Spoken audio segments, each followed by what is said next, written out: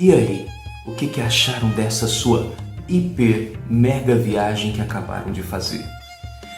Vocês perceberam uma coisa interessante aí? Vocês viram como que os indígenas eles eram bem organizados, tinham uma sociedade bem estruturada, algo muito interessante para aquela época. Eles moravam em ocas, que era um tipo de moradia coletiva, onde moravam várias famílias de índios, andavam nus com seus corpos pintados.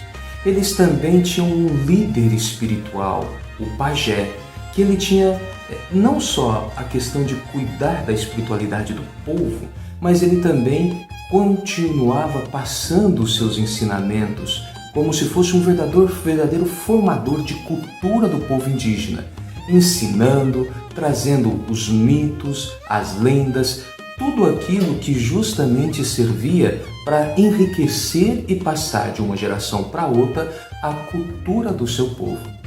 E observe que também ele funcionava como se fosse um médico, um curandeiro, onde ele ali usava materiais como folhas, raízes e ervas para conseguir curar ou tratar diversos tipos de enfermidades ali, então, em relação aos seus co-amigos, co-indígenas, né?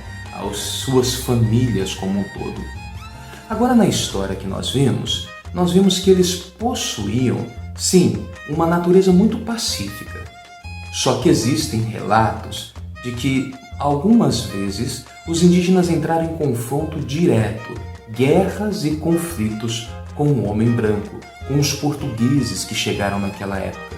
Isso acontecia porque cada grupo de índio tem uma etnia diferente, costumes, tradições e até formas de pensar diferentes que poderiam entrar em conflito com a maneira de pensar ou de agir ali do chamado povo branco, que naquela época eram os portugueses. No entanto, o primeiro contato que teve entre os indígenas e os portugueses, o chamado homem branco, foi um contato muito pacífico. A primeira missa realizada no Brasil foi o ponto inicial da colonização e o processo de difundir a cultura em outros países. Sim, é quando se usava o papel da religião para impor ao outro o aspecto de que, se você quiser ir morar no céu, se você quiser ser aceito por Deus, você tem que mudar de religião, mudar a sua forma de pensamento, mudar as suas crenças. Isso por si só já era uma violência contra aqueles povos indígenas. Mas um detalhe muito importante é o seguinte: havia ali o chamado escrivão Pero Vaz de Caminha. Esse escrivão, ele era um dedo duro, um bisbilhoteiro, um grande espião. De quem? Do rei de Portugal.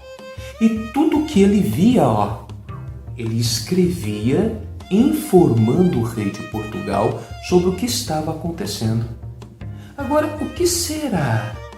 Presta atenção, o que será que esse rei de Portugal queria tanto saber? Qual era o interesse do reizinho de Portugal aqui no Brasil? Será que era no bem-estar da população indígena? Será que era no bem-estar da sua próprio povo, do seu próprio povo que veio aqui para o Brasil? Será que ele era uma pessoa que gostaria de mandar recursos de Portugal para cuidar dessa nova terra? Afinal de contas, tinha um povo bem amistoso aqui? No próximo episódio, tanto você quanto eu iremos refletir sobre as chegadas dos portugueses aqui no Brasil. E aí, vamos tentar entender a resposta à seguinte pergunta: será que a vinda dos portugueses aqui para o Brasil foi bom tanto para os índios quanto para os portugueses? Ou será que uma dessas etnias, desses grupos de povos, foi o maior beneficiado? Se sim, quem foi? Bem, fique na expectativa. Pense aí com carinho.